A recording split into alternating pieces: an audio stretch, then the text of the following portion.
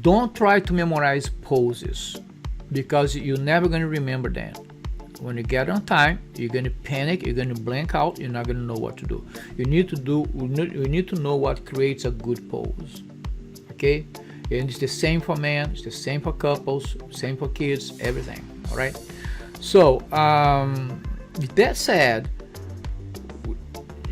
you need to ask yourself why you're running out of ideas. I believe that, because I've been there also, right? We get to a point where, oops, I don't know what to do anymore. I think what happens, that's how I made a change, the way I direct and pose.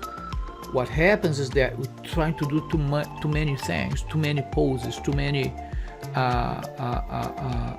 different poses at the same time.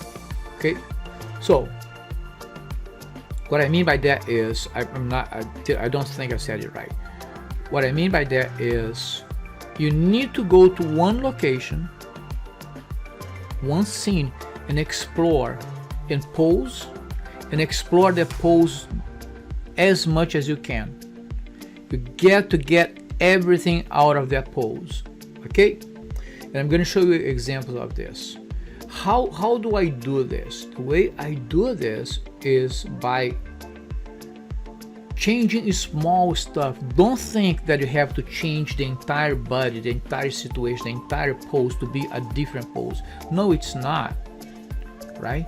I just move the hand, move the nose, move the chin, move the way they interact.